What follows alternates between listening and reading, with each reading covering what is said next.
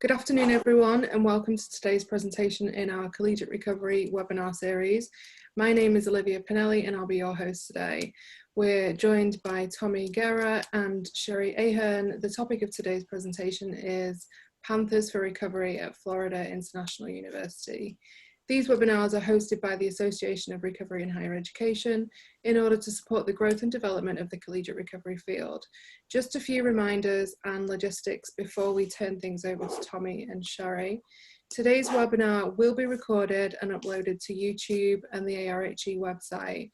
You'll be able to go back and access all the information at that time. I'll probably do that tomorrow. If you have any questions for our presenter, please enter them in the Q&A box at the bottom of your window. And we'll get to as many questions as we can. Supplemental materials provided by the presenter, like slides, will be emailed out to webinar registrants. If you're having any technical difficulties or any logistical questions, please feel free to message us through the chat box and direct the message to all panelists if you can. We're always looking for ways to improve, topics to cover, and any other feedback from our attendees. Please feel free to reach out to us at any time and let us know about your experience.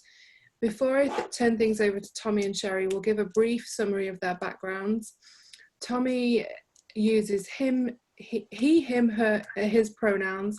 He graduated from Florida International University with a master's degree in mental health counseling in 2018. He earned his bachelor's degree in psychology from Florida International University in 2015. During his time as a student, he founded Panthers for Recovery, a student organization dedicated to helping students in recovery. For his efforts with Panthers for Recovery, he received a Shining Star Award from Florida International University Student Affairs and was recognized as the World's Ahead graduate during his recent graduation. He most recently received the 2019 Advocate of the Year Award from the Association of Recovery in Higher Education. Tommy now works as a therapist for South Miami Recovery, a local substance abuse treatment center. Tommy divides his time between South Miami and Florida International University, helping to lead the transition of Panthers for Recovery into a collegiate recovery program. Tommy recently founded a nonprofit organization called the Miami Recovery Project. And Sherri is a first-year doctoral student at Florida International University in Miami and uses she, her pronouns. Sherri has an MA in English literature, but has chosen to pursue a PhD in higher education to be able to study policy surrounding collegiate recovery. Sherri is a Safe Academy member and an ARHE student ambassador, and is the current president of Panthers for Recovery, collegiate recovery community. Thanks for joining us today, and I'm going to turn this over to Tommy and Sherri. Wow, thank you so much for that introduction, Olivia. That was fabulous. So Fabulous. Thank you. So I'll start off with just by saying that my name is Sherri Ahern. I'm a person in long-term recovery, and what that means for me is that I have not had an alcoholic beverage in 3.5 years. And what that has done in my life has made me a better student, a better friend, and for me, most importantly, a better daughter and family member. And it has also brought me into the worlds of collegiate recovery. It has brought me back to school, and it has allowed me to become friends and colleagues with Tommy, and just have a really beautiful life experience thus far. I'll introduce a little bit more about Panthers for Recovery. We'll go into some FIU demographics, and then we'll hear a lot from Tommy's about his awesome story through addiction and recovery. So I'll start by saying that we are Panthers for Recovery. We are not affiliated. We do not work with Florida International University. We do not represent them, but we are students. Tommy is a former student of FIU. I'm a current student of FIU. And we have our collegiate recovery community, Panthers for Recovery, because we don't have a CRP, a collegiate recovery program yet. We are working on that. But we're based in Miami, Florida. Here's some basic demographics of our school. Our school is pretty unique, especially compared to some other schools around the state and around the country even. So we have a bunch of students who come to our school, 58,000 students, and we have several campuses, and that number continually grows every year. We have a little bit more female students, people who identify as female students, and people who identify as male students, but we have a very, very small percentage of students who live on campus. And I think that may be one of the reasons why we are having kind of a slow time getting a CRP established here at FIU, but we're working on it, like I said. Many of you may have heard from I heard about our sister school, University of Miami. They have a fabulous football team, really, really great school. They're a private university, we're a public university. Their demographics are a little bit different than ours because for us, Floridians, people from Florida make up 90% of our student population. So we're really a good representation of Miami students and also Broward students, which is the next county up, which houses Fort Lauderdale and some other big cities like that. We're also a Hispanic serving institution. So we have over half of our students identify as Hispanic, and then we have 15% white non-Hispanic, and then it goes down from there, 13% Black, 4% Asian, 7% other minority groups. So we're a pretty diverse school, and it's interesting because we have problems that we haven't encountered before in other like ARHE conferences and stuff, and then other people have different problems that they've encountered at their schools, which we have not at ours, but because of those demographics. So Panthers for Recovery, we're a CRC as of right now, a collegiate recovery community. Tommy started it in 2017, and you'll hear a little bit more about that in a few minutes. Tommy recently graduated with his master's in mental health counseling. So he knows what it's like. He's not, you know, an outsider coming in and doing all this work at FIU. He's been here. He's grown through the program. He's grown through the school. We actually started with only one meeting per week. We have several more now. We'll talk about those in a minute as well. I actually I came in a little bit later into the program, but I was at one of the first meetings on campus completely by chance. And that kind of started me kind of getting in with Panthers for Recovery and becoming friends, and then becoming a part of the programming and eventually becoming president. And of course, we've helped numerous students and family members find and maintain recovery because we do not limit our resources to students who are registered at FIU, but we extend our meetings to anybody in the community. We've actually had people, we live very close to Miami International Airport, and we've had people fly in, come to a meeting at FIU, and then go off to their business trip or, you know, stuff like that, which is pretty cool. And you see the logo in white on the right side of the screen there. That's one of the original logos for Panthers for Recovery. And I think that's one of the first stickers I ever got, had that logo on it. And I put it on a notebook or something like that. And it's just, it's been really good ever since. So I'll turn it over to Tommy now. Right. Thank you, Sherri. And I appreciate you being involved. So my name is Guerra, Tommy, prefer. And I'm a person in long-term recovery. For me, that means I haven't had a drink or a drug since September 12th of 2014. And what that means to me is a lot. It's brought me to collegiate recovery, which is one of the most important things in my life right now. But you know, the story of Panthers for Recovery comes from a lot from some of the stuff that has happened in my life. And you know, I was raised from both of my parents. They're still together to this day. And they are some of the best parents that anybody could ask for. And you know, I was a straight A student, honor roll student. And then up until I got to the age of 2015, when I had my encounter with drugs and alcohol. And then things kind of changed from there. And that's, you know, the path that happened in my life. And so I want to share this slide because this is where addiction took me in my life. You know, in active addiction, I went from being a straight A student, honor roll student, never missing a day of school, to having immediate consequences in my life, which included multiple arrests that were drug and alcohol related, car accidents, as you can see. That was one of the many.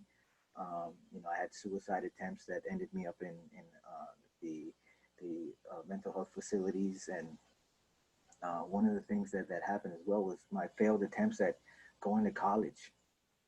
I actually got a scholarship to go to any Florida university, and I didn't apply to any universities in Florida because of my active addiction. And I immediately lost my scholarship to college because I didn't follow up with that, and I didn't attend college because my addiction, I couldn't show up to anything, and that's exactly why all these things happened in my life. Failed relationships, lost jobs through quitting, and just stop showing up without calling, and getting fired. And then of course I had some strained relationships with my family because of course I was doing a lot of things that were against what they taught me, and I had a strained relationship with my brother because of things that I wouldn't normally do. So that's where I was coming from when I first got into recovery. And coming to 2011 is when I went to treatment for, I think this was the third time going to treatment. And that's not saying this is the time that actually worked, but this is the time where everything came together, and I got a significant amount of time in recovery. I went to a residential program and started working a 12-step program and doing service. And the service that I was doing was, as soon as I completed my steps and started working the program, I started taking a meeting into the treatment center that I was a member at, a client at multiple times. And so then I started seeing the other end and how it felt to do service and to give back and to help some of the clients there, the patients that were there. And that really got the wheels turning in my head to get involved in going back to school for psychology and work in the recovery field. So that's what I did. I went back to Miami-Dade College after multiple attempts and not completing. I had a lot of times where I was suspended from school because of the amount of times that I tried to go and didn't complete. But what happened was that I was able to graduate with my associate's degree after starting in 2001 and then finally getting my associate's degree in 2013, which gave me the confidence to say, hey, I actually can complete something as a result of my recovery. I can actually go to school when I actually didn't believe that I was college material at some point in my active addiction. And so in 2013, I had my first child. And then immediately after, I signed up for FIU, and I got into FIU, which was amazing. It was an amazing experience because I like I said, I didn't think I was going to complete any type of college. And this is really where I had a setback. After 3 years into my recovery, things were going good. I had, my first child. My relationship was going well. I had a very good job, and things were looking good on the outside. And what happened was that I put my schooling and my family and everything else in front of my recovery. And I gave up my service commitment, and slowly but surely the obsession to use and to drink came back. And one of the times that obsession came back to me was when I was in class one day at the FIU, and not paying attention at all to what the professor was saying. It was just a battle in my mind of if I was going to go drink or not. And the battle of to drink was just a tiny bit more than wanting to not drink. And I walked to the main part of campus right after class, and I went to the Chili's that is still there. And I had my first drink after 3 years of not drinking or using. And it was an immediate, downfall. There was no slow progression. It was immediately. And this is not to say that the Chili's is the reason I relapsed, but it made it a lot easier for me to do it at that time, because if you guys know, like anybody, the willingness to want to drink or not to drink goes from second to second. And so I had that, and it was easily accessible for me on campus. And throughout that time, I had ups and downs and of sobriety of a couple of days here, then going back. And one of those times when I had a few days, I went to the counseling office on campus, where you know, I was looking for some help, and had some hope that they could help me. And I was told there was no recovery support on campus, and you know, that kind of was a gut punch. It was like there was nothing there for me. They did actually refer me to a treatment center off campus, but that really didn't register with me. Like I needed something right then and there when I had that decision in my head, and it wasn't there. So yeah, within a few days, I went back to drinking and using again, and ultimately I stopped, you know, going to school, which lasted you know, the complete relapse lasted about 6 months, and during that time, I lost my job, I lost my relationship with the mother of my kids, and I lost my daughter, and you know, one of the things that happened as well was I was starting to lose my sanity in my perception on life. Luckily,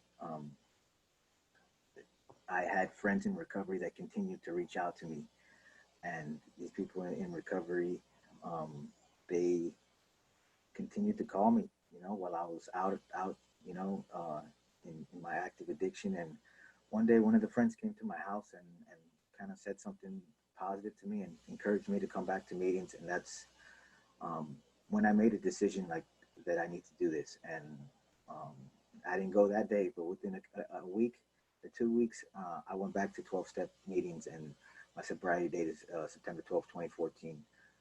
And slowly but surely, everything started coming back in my life because of putting recovery first. I got back into FIU. I did, you know, focus on my studies, but I did at the same time, I didn't have a connection with any other students because I felt like I was not the same as them. I had a little fear of connection. I didn't think they understood my recovery, and I really just focused on school and studying.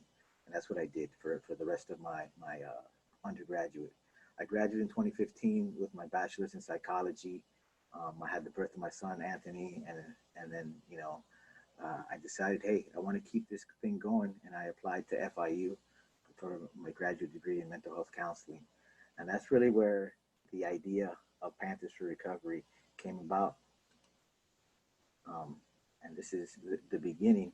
You know, the tabling right there, that's like one of the first tabling events we did, you know, with a cardboard sign. We didn't have any free swag or anything at that time yet. But I got into graduate school, and one of the first assignments there was to do something for the FIU community, to better the FIU community. And I had no idea at first what I was going to do, but I realized that there was a lack of recovery on campus. And my first idea was just to start one meeting on campus. But when I did the research, I saw something called collegiate recovery, and saw what was going on at other campuses, and that there were full programs and a bunch of groups of students, you know, doing things together and have it be in a community. And it really opened my eyes to what was possible. And I told that idea to my professor. My professor said, that's an amazing idea. I will be the advisor to your student organization. And, you know, that kind of put some realness behind it. So I really had to follow through with it. And, you know, that's when Panthers for Recovery was started. It was a long process. We started in March of 2017. And another thing that I got to mention really quick is during that time I was having a struggle in my graduate program, because I needed to find an internship, and my criminal background of many years ago kept on creeping up on me, and it wouldn't allow me to find a place to do my internship. And during one of these times, I reached out to ARHE, and I reached out to a bunch of other organizations, and ARHE reached back to me. And you know, what happened is they forwarded the email to a bunch of people, and a lot of people were answering back. And I wasn't able to get an internship through them. But what happened is they sent me to a conference in Maryland, and I saw so much of what was possible with collegiate recovery, and it really like blew my mind. I got to meet so many great people like Amy Boyd Austin, the former president, Anna Trevino, Devin Reeves, and so many great people that I respect so much. And this really got the wheels turning to when I came back to Miami. It was like, whoa, we got to do something, and that's what happened. And in my naive head, I thought, hey, we're gonna do this, we're gonna get it done in a couple months, and we're good to go. But that really wasn't the case, as Sherri's gonna tell some more on some of the roadblocks. Yeah, so stuff was going pretty good for a while there, but it's up and down, up and down. So here are some of the setbacks. So within our school, we had to register, Panthers for Recovery had to register as a school club, which we are a school club, but we have to kind of compete against any other school club, which would mean like the cooking club or the anime lovers club, stuff like that, which are real clubs at FIU. So what happens is there's so many clubs that everyone needs a space. So we ended up having to compete with other organizations for space, and sometimes when we would get a notification that a space was available for us to go have a meeting, to hold a meeting, it would be weeks into the semester, to the point where nothing could be consistent. We couldn't say, hey, every Monday we're going to have a meeting, for a while. And sometimes we still have to deal with that, and I think one of the good things now about Zoom meetings is that we can consistently hold those, but we'll talk more about that later. But it's kind of hard when we're doing things in person and we can't keep it consistent for our students and for the community. Another one of the things that we found was with our chosen 12-step home groups was people didn't really understand what we were doing. They didn't understand that we were hosting meetings. They thought that we were having our own meetings, and thus you see the graphic to the far right, Panthers for Recovery Anonymous, which is kind of a joke that we made, because people were thinking that Panthers for Recovery was a brand new recovery outlet, a brand new recovery program, a new anonymous program, and people would even attend our meetings and tell us that what we were doing wrong and things like that. And somebody, one of my good friends from my own home group, said that we were not honoring the spirits of those people who started Alcoholics Anonymous by having Panthers for Recovery. So that's always tough when you don't have that kind of support, because people don't understand what we're doing and don't really want to ask what we're doing. We've actually had people not want to put up posters for Panthers for Recovery in certain recovery rooms, because they don't want to be associated with us, even though we host AA meetings and NA meetings and other types of meetings. So that's been kind of hard. So finding students in recovery who saw collegiate recovery was difficult, because people, first of all, don't know about what collegiate recovery is. I didn't know what that was when I first started. And people are hesitant to kind of even use the word recovery, use the word addiction, think about that stuff. And a lot of people don't even join other types of clubs, let alone a recovery club. Next, you see the graphic there, the picture in the middle, which you see our good friend Danny, our founder there, Tommy, and then on the right-hand side is our former Vice President, Selena. And FIU, our school, said that they wanted to do this big story on Panthers for Recovery. As you can see, they set up a whole photo shoot. Tommy made those fabulous T-shirts. It was going to be a big thing, and it was going to be in the school newspaper, in the school magazine. And I remember them being very excited about that, Tommy and the gang being really excited, and somehow it fell through the cracks and it never happened. So that's something that we really got our hopes up for, and we were like, we're going places, and all of a sudden it didn't happen. And then of course there's all the legwork, we have to do everything ourselves. Even now we have a little cart that we push around that has our books in it, that has our coffee maker in it. We don't have a room. So we're kind of always like trading this cart of things around, and it's always in somebody's trunk, stuff like that. So there's a lot of legwork. And I think going back to the point of students in recovery, seeing our vision was kind of difficult because, when you see all these struggles, you think, why do I want to be a part of that? Why do I want to be a part of this uphill battle? How does this make sense? How does this benefit me? And how does this benefit our community? But we'll talk again a little bit more about that later. But then we also have successes, right? And we see our founders there in these pictures. We see Danny, Tommy, Selena, and then we have Danny and Tommy there with the University of Florida mascot. So we got some more students in. We got some people to kind of join along with what we were trying to do. And all of a sudden we got noticed by other organizations, students, faculty. We had some organizations that wanted to partner with us. I'm former vice president of National Organization for Women at FIU, our chapter there, and we've done a few collaborations together, and we even started getting recognized by some administrators on campus. And then the collegiate recovery conferences started, and a few people that I saw on the participants list, are our good friends, and we've met at these conferences. And then of course there is the unwavering support of ARHE, who I said some people saw in another meeting that we had here for Collegiate Recovery Day. I said ARHE is like, our older sibling. They've always supported us, and then through ARHE, other people from other CRCs and CRPs have reached out to us with amazing advice. And there's always whenever we see people at conferences, whenever there's an email chain, there's always, how can we help? What do you guys need? What can we forward you? Stuff like that. So let's turn it over to Tommy for the haters gonna hate slide. Thanks, Sherri. And so, this has always been a road, a journey of ups and downs, and, with the successes, sometimes we get some more roadblocks along the way. And, we did eventually get to meet with administration. In the beginning, it was hard to get a meeting with anybody. Along the way, we did eventually get some meetings with administration. Some of those meetings didn't go as far as we wanted it to go, and sometimes we met with people that were not the right people for what we were trying to do.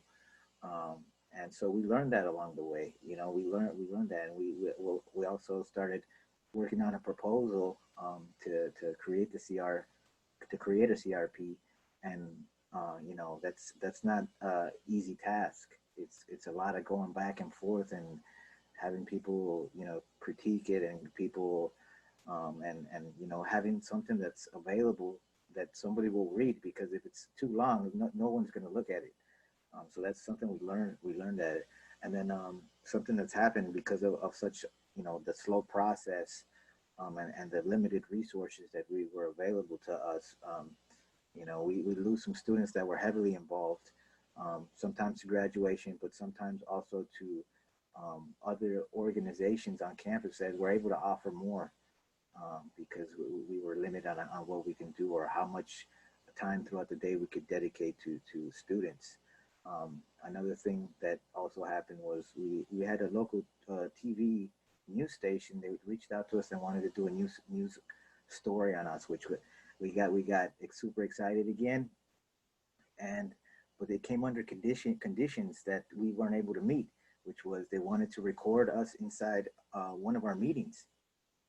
And I said, absolutely not. That's against traditions. We cannot do that. And they came back and said, well, how about you guys pretend to be in a meeting? And I was like, I don't think that's going to work anyway either. I mean, we could do anything else besides that. And they didn't want to do it, which was kind of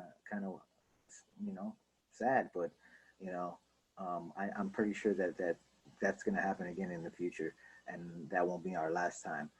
Another thing, as well as naysayers or also haters, people that they just don't believe in what you're trying to do.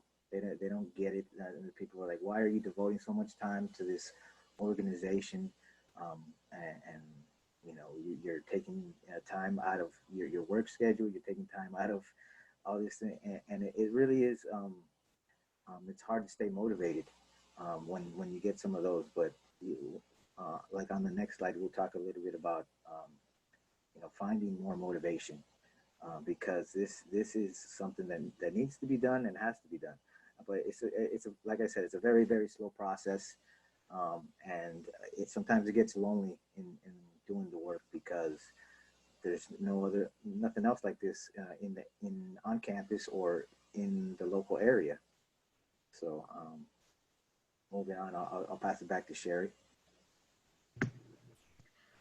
We see a pattern, right? There's the ups and downs of our program, or our club, Panthers for Recovery. So we do have some more successes. We have a lot of successes, to tell you the truth. We have a lot of things to be grateful and to be thankful for. So Tommy mentioned before about reaching out when he really desperately needed help to our counseling and psychological services, or CAPS department. And he was told that there weren't any resources for recovery. And I have the same experience. I remember reaching out, and when I was already in recovery, but I kind of hit a low point, and I said, you know, I need to talk to somebody. And I went, and they said, well, you know, maybe we can help you with addiction a little bit, but we can't really help you with recovery. And I was referred off campus, which is tough for somebody who's, you know, going through it. And, you know, for me, at least 9 out of 10 times, I'm not going to go off campus for my services. So finally CAPS came around, and we actually have a lot of involvement with them. We have a dedicated therapist for people like us. I think there may be another one too. I know there's at least one, and that's really awesome. And they've actually began referring students to us. So if they hear that somebody's, you know, kind of struggling, or maybe they can't help them, or they're not, you know, that student may not want to go to, you know, off-campus services, or, you know, whatever it may be, they'll actually, they actually have stacks of our flyers in the therapist's offices. So sometimes we get folks that say, hey, I'm here at a meeting, and I was sent by CAPS, which is pretty cool. Tommy got several awards in the past few years, which has been like really cool. He has the Advocate of the Year award from ARHE, which we got to celebrate at one of the last conferences we went to in Boston. And that was really amazing. And it was just so cool to see Tommy representing not only what he's done personally in his life, but also how he's carried Panthers for Recovery through all of these hardships, and actually being recognized from an organization that we respect so much, ARHE. So that was really cool. Tommy got the Shining Star Award from FIU. In all of that, and while all these things are happening, more administrators started noticing us. We actually got a meeting with the president of our university, President Rosenberg, and we got to sit in his really nice office and talk about recovery and talk about Panthers for Recovery. The meeting didn't end up going as well as we thought it would go, but we still, at least President Rosenberg knows about us. He follows us on Instagram, which is pretty cool. We see him at tailgates all the time. We've taken pictures with him. So at least he knows, you know, who we are. Another thing, Tommy, when he graduated, he got the Worlds Ahead graduate honor, which is a handful of students every semester are picked because of their steadfast motivation, their commitment to what they do. And Tommy was his graduating classes, Worlds Ahead graduate, means he got to sit in a special section. He got a shout out from the president of our school. And stuff like that. And there's a really cool picture that you'll see a little bit later, and it's Tommy's graduation hat, which we get to decorate our graduation caps, and he has a really cool message that he put on the top of his cap, and you'll see that a little bit later. But it was just something else, is another little thing to say, hey, this is where recovery can get you, and this is what this is where Panthers for Recovery is going. We also have SAFE Project students. I am a SAFE Project member. I was one of the SAFE Project students. the last cycle, the cycle before this one, and anybody who's been a safe project student knows that we have to create a project that kind of is a way to help your campus, your respective campuses. And my project was, I wanted to work with students in recovery, specifically veterans in recovery. My project did not go as planned, and that was a good thing because it actually encouraged me to pursue a PhD in higher education so that I could eventually study recovery and recovery resources more. So that's both a setback and also a success for us. Right now, we also have two of our other Panthers. We have B and we have Anthony, who are SAFE project students, and they're also working on some really awesome projects right now that are going to involve recovery, the values of SAFE project, and also FIU. We've done a lot of fundraising lately, and some of our friends from ARHE have helped us out tremendously. We do fundraising through the Ignite Fund. We've gotten some really awesome donors that way. We actually have one person who, they have a family member who is struggling, and they've actually helped us out, not only administratively, but also monetarily, which has been really awesome. And it's just been really cool because a lot of students, their parents reach out to us and their family members reach out to us. So those have been some really amazing successes throughout the past few years. Thanks, Sherri. And I definitely got to, give a shout out to that parent that has been a tremendous ally to us. I'm not sure if she wants me to give her name, but she knows who she is. We appreciate that. Yes. Coming up next,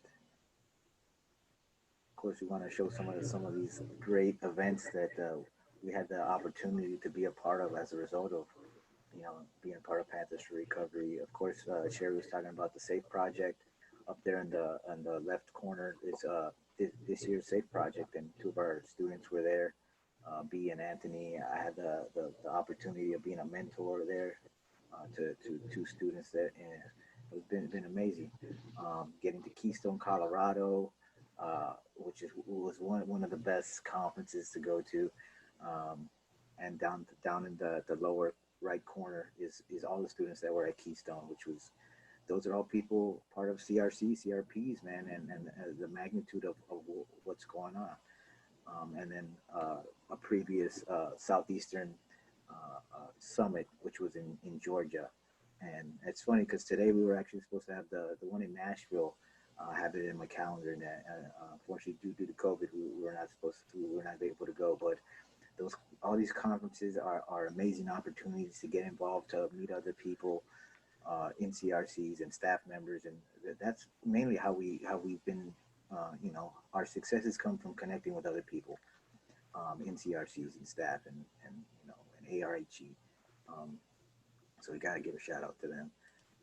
And then these are some of the past events that we are most proud of.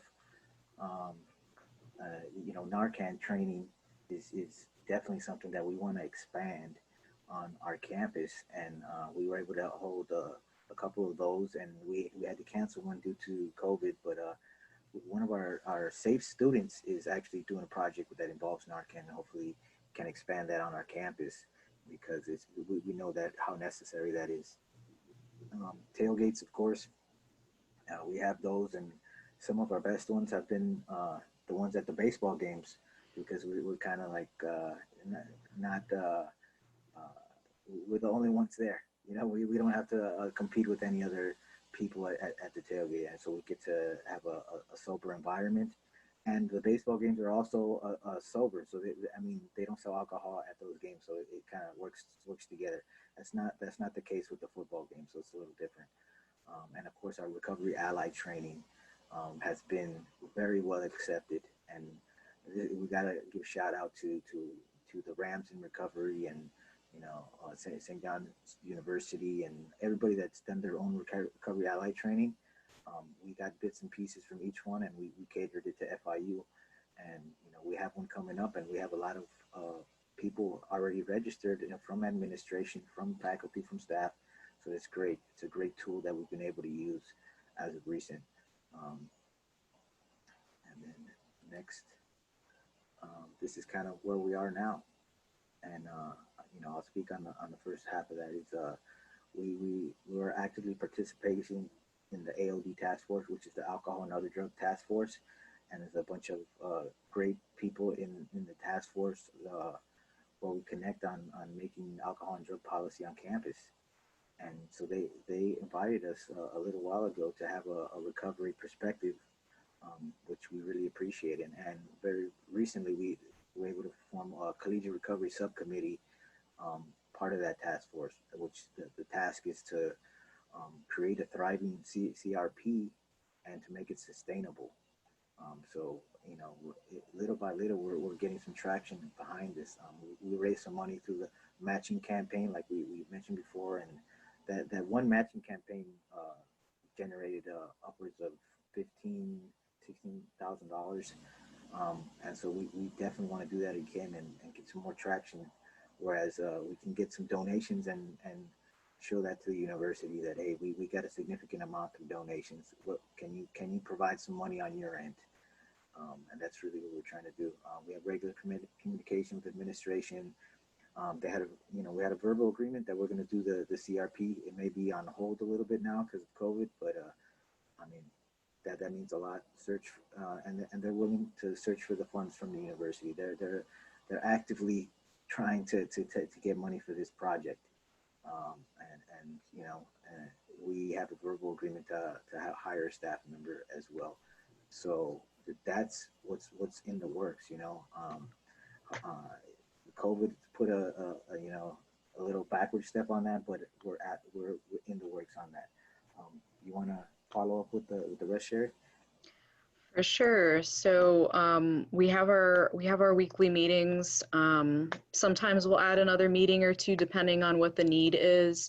So we'll do traditionally, as per the traditions, NA meetings, AA meetings. We also have our own all recovery meetings, which we've sort of come up with our own format with the help of the format of that we've borrowed from other CRCs and CRPs. We have our recovery ally trainings, which usually are just a way to kind of tell folks who may not be in recovery kind of how to navigate the world of recovery when people around you, your loved ones or your students or your classmates, may be seeking recovery, may need some extra resources. We regularly guest speak in classes. Tommy does this the most, where he'll get invited to a class to tell his story and to talk about recovery and to talk about Panthers for Recovery. And it's always funny seeing the reactions on, people's faces and being like, he looks just like us. He's a student and look at all the cool stuff that he's done. He's in recovery. What does that even mean? And then they come out learning, a whole lot more, which is really cool. Like I said, we have students referred to us from our counseling department.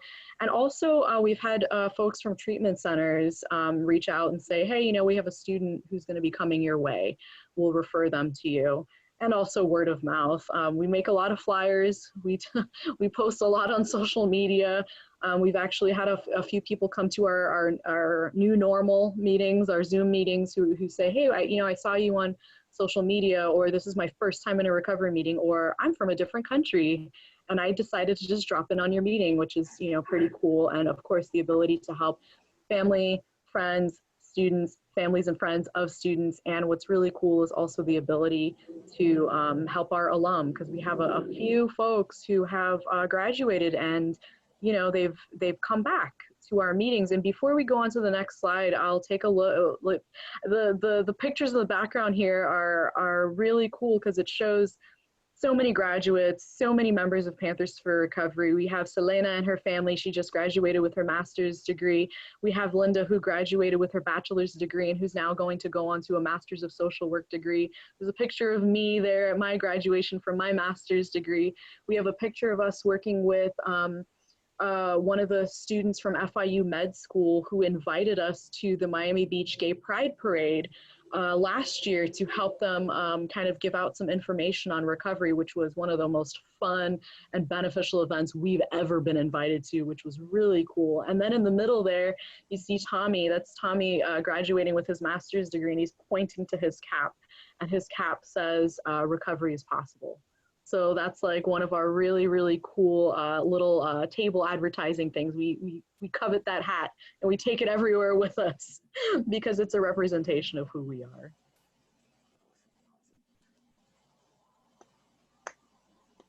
And then, like I mentioned before, our new normal set of meetings with our COVID-19, we've transitioned all of our meetings online. We even have a midnight meeting because we also have a group chat, and sometimes it gets kind of lit in there, and we're like, well, maybe, you know, this is a good hour to just have a meeting. So we've added that meeting. We've continued to have our NAAA all recovery meetings. Unfortunately, we've had to postpone some things, like, for example, Narcan trainings. We'd love to do Narcan trainings, but we'd also love to be able to give out Narcan at the same time of the training. So that's something that we were supposed to do this summer, and unfortunately we can't do it right now, but we'll get on that as soon as we can. Recovery Ally training once a month. It's a 2-hour training, kind of fun. You get to hear a little bit more about our stories, learn about some of the science behind addiction and recovery. And also, like I said before, we've got a couple new students coming in, which is pretty cool. And also, I think we might want to just fast forward onto our contact stuff, Tommy. Really quick, I wanted to get to this real quick on why we keep going at this, because I get asked this a lot. Why are you still doing this? You're not even a student anymore. And really, it's because collegiate recovery has made me find purpose. It really is giving purpose. I know Sherri feels the same way, and a lot of our members feel like accepted and made our recovery stronger. This is service. This is service, you know, and they tell you to get involved in service when you're in recovery, and this is really what it is.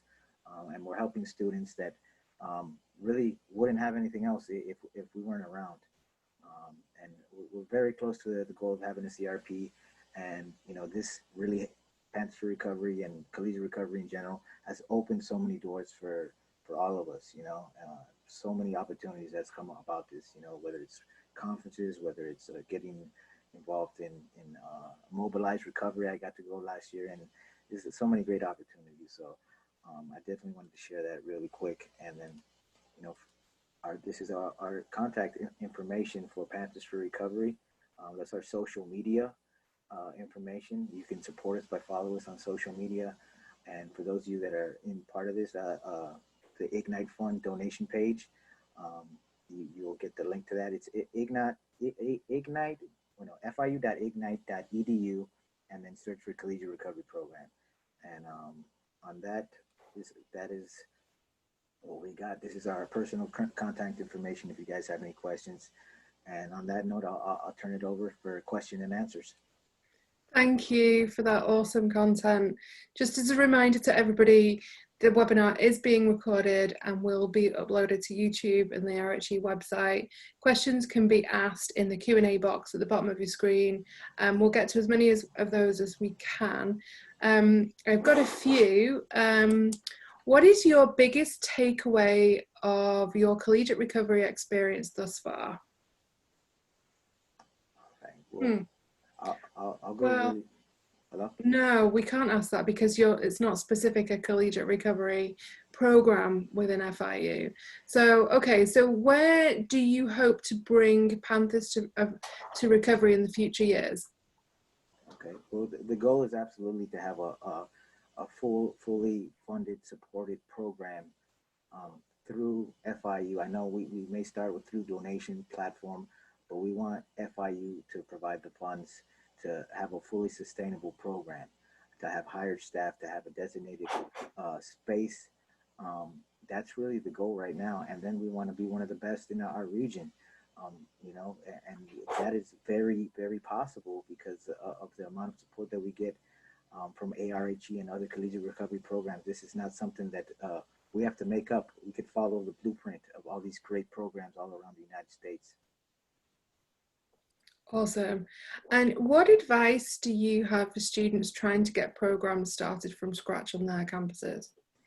I would tell them to be prepared for the long run, to have patience, and to definitely connect with other people across the United States that are in the same boat. You know, there's tons of people right now trying to start programs. Some are easier than others because of that, you know, the pushback that they get, and some. But really, there's nothing that you have to reinvent. You can get advice from anybody across the country, and that's really what's happened with us. Through, you know, Tim has been great with ARHE, and you know, the Texas Tech, Anna Trevino has been amazing, and you know, just finding so many people that are willing to help. And you know, that's the best thing about this field, is that people are so willing to help back and forth, asking for nothing in return. It's just we want to see other people improve and get a program as well. Yeah, you are not alone. Reach out. That's the most important bit of advice. And what I think it was really helpful that you produced that slide on roadblocks. I think that was awesome. And lastly, maybe what resources would you suggest for someone that's starting up, like particular people, tools, organizations, that kind of thing? Yeah. Well, of course, ARHE, I would absolutely connect with ARHE and find your area representative. Our area representative is Blake Schneider from Mississippi State. He's been amazing in helping us out as well. And you'll be able to get their resources, and everybody in that region. Sometimes they even have a call that you could get on, and everybody's talking about what they're doing, and you get ideas that way. You know, definitely social media is a great platform to use. That has gotten us recognized and us help from other people, just seeing us on social media, and we see other people on social media. So I would follow every single collegiate recovery program that you can on social media. I would follow every single university social media, and tag people in it, and let people know what's going on. And people on your university will begin to help you. People that you don't know, that will come out of and be like, oh, wow, I have somebody in recovery that I know. I want to help this program, or I want to collaborate with you guys. And that really has helped us tremendously. Awesome. Thank you. Well, unfortunately, that's all we have time for today. So we hope this session was helpful and that you'll share this information and webinar with colleagues. Stay connected with ARHE to learn about future webinars, and let us know if you have any suggestions of how we can improve our offerings. A big thank you to Tommy and Sherri. Thank you for taking the time here to present to our attendees. Just as a reminder to everybody, our next webinar is next Wednesday, the 21st of May, 2 p.m. Eastern, with Chantel Hammonds on making space for LGBTQI plus students in recovery. Thank you for joining, and take care, everyone. Thank you.